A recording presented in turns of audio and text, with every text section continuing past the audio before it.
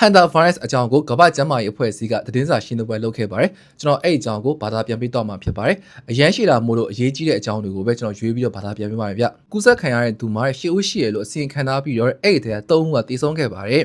ရှစ်ဦးနဲ့မှာ9ဦးက Handa virus ကူးစက်ခံရကြောင်းအတည်ပြုပြီးတော့ကျန်တဲ့3ဦးကတန်တရားရှိရသူများဖြစ်ပါတယ်ပြီးတော့ Handa virus ဆိုတာက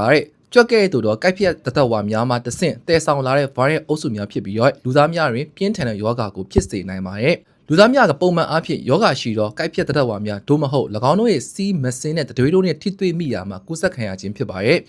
ယခုဖြစ်တဲ့ပါဝင်တော့ Handa virus အမျိုးအစားမှာလက်တင်အမေရိကရင်တွေ့ရှိရတော့ Andes virus ဖြစ်ပါရဲ့၎င်းဟာလူချင်းချင်းအကန့်အသတ်ဖြစ်ကူးစက်နိုင်စွမ်းရှိသည်ဟုသိရတော့တခုတည်းသော virus မျိုးစိတ်ဖြစ်ပါရဲ့ယခင် Andes virus ဖြစ်ပွားမှုများတွင်နဲ့လူချင်းချင်းကူးစက်ခြင်းမှာနီးကပ်စွာနဲ့အချိန်ကြာမြင့်စွာထိတွေ့မှုရှိခြင်းတို့နဲ့ဆက်ဆက်နေပါရဲ့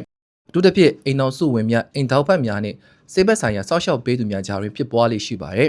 ။လက်ရှိအခြေအနေမှာထိုပုံစံမျိုးဖြစ်နေသည်ဟုယူဆရပါတယ်။ဒါကတော့လောလောဆယ်လက်ရှိဖြစ်နေတဲ့အခြေအနေပေါ့နော်။ပြီးတော့ဘယ်လိုစဖြစ်လဲဆိုတာကိုပြောပြထားပါတယ်။ပထမဆုံးလူနာမှာဧပြီ6ရက်နေ့တွင်ယောဂလက္ခဏာများစတင်ပြသခဲ့ပြီးတော့ဧပြီ17ရက်နေ့တင်မောပေါ်၌ပင်တည်ဆုံသွားခဲ့တော့အမျိုးသားဖြစ်ပါတယ်။မိတိနမူနာကိုများစစ်ဆေးရင်ရရောက်ခဲ့ခြင်းမရှိသည့်အပြင်နဲ့သူ၏ယောဂလက္ခဏာများသည်အသက်ရှူလမ်းကြောင်းဆိုင်ရာယောဂများနှင့်အရန်ဆင်တူနေတော့ကြောင့် Handa virus ဖြစ်သည်ဟုမသင်္ကာခဲ့ကြပါရဲ့ထိုမျိုးသားရဲ့ဇနီးဖြစ်သူဒီရဲ့တင်မောကစိတ်ဟဲလီကျွန်းသားတွေစိုက်ကတ်စင်နဲ့ကုန်းပေါ်သို့တက်ရောက်သွားခဲ့ပြီးတော့သူမတွင်ယောဂလက္ခဏာများပြသနေခဲ့ပါသည်ရဲ့သူမတွင်ဧပြီ25ရက်နေ့ကဂျိုဝမ်နက်စပတ်မြို့သို့လေဖြင့်သွားစဉ်အတွင်းကျန်းမာရေးအခြေအနေဆိုးရွားလာခဲ့ပြီးတော့နောက်တစ်နေ့မှာသေဆုံးသွားခဲ့ပါတယ်သူမထံမှနမူနာများရယူကတောင်အာဖရိကအမျိုးသားကူးစက်ယောဂများတိုက်ဖျက်ရေး Institute တွေစစ်ဆေးခဲ့ရာ Handa virus ဖြစ်ကြောင်းကိုအတည်ပြုနိုင်ခဲ့ပါသည်ရဲ့တတိယမြောက်သေဆုံးသူမှာတင်မောပေါ်မှာအမျိုးသမီးတဦးဖြစ်ပြီးတော့သူမသည်ဧပြီ28ရက်နေ့တွင်လက္ခဏာပြကမေလ2ရက်နေ့တွင်သေဆုံးခဲ့ခြင်းဖြစ်ပါသည်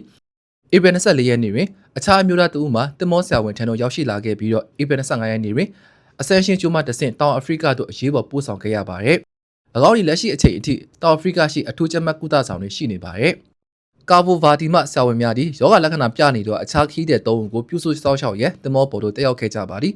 ၎င်းတို့ကိုကုသမှုခံယူနယ်သာလန်နိုင်ငံတို့ပို့ဆောင်ခဲ့ပါတယ်။ Antiviral AIDS ရဲ့ယောဂပြိုးချိန်မှာ6ပတ်အထိရှိနိုင်တော့ကြောင့်နောက်ထပ်ကူးစက်မှုအသစ်များဖြစ်လာနိုင်ပွဲရှိပါသေးတယ်။ဒါပေမဲ့ဒါဟာပြင်းထန်တဲ့ဖြစ်ရပ်တစ်ခုဖြစ်ပေမဲ့ WHO အနေနဲ့ပြည်သူ့ကျန်းမာရေးအပေါ်စိုးရိမ်ရတဲ့အဆင့်ကိုအနိုင်ပိုင်းမှာရှိတယ်လို့သတ်မှတ်ထားပါတယ်။နောက်တစ်ခုကကြောင့်ခုနအဖွားကြီးကတောင်အာဖရိကကိုသွားတဲ့အချိန်မှာသူနဲ့အတူလိုက်သွားတဲ့သူတွေရှိပြသူအဲ့အကြောင်းကိုပြောထားရပေါ့နော်။ဆောနာကစိတ်ဟယ်လီနာကျွန်းတွင်ဆင်းသွားခဲ့တော့၎င်းတို့ရဲ့နိုင်ငံသားများရှိသည့်နိုင်ငံပေါင်း12နိုင်ငံကိုလည်း WHO ကအကြောင်းကြားထားပါသေးတယ်။အဲ့နိုင်ငံတွေကကနေဒါဒိန်းမတ်ဂျာမနီနယ်သာလန်နယူးဇီလန်စိန့်စကစ်နဲ့နီဗေစင်ကာပူဆွီဒန်ဆွစ်ဇာလန်တူရကီ UK အမေရိကန်ပြည်ထောင်စုတို့ဖြစ်ပါတယ်။နောက်ပိုင်းမှာတည်ဆုံသွားခဲ့တော့မြို့သမီးနဲ့အတူနဲ့စိတ်ဟယ်လီနာမှဂျိုဟန်နက်စတန်ဘတ်တို့လေယာဉ်အတူစီးခဲ့သူများကိုနောက်ကန်လိုင်းနိုင်ရင်တောင်အာဖရိကအာဏာပိုင်များကိုလည်း WHO ကကူညီပေးနေပါတယ်။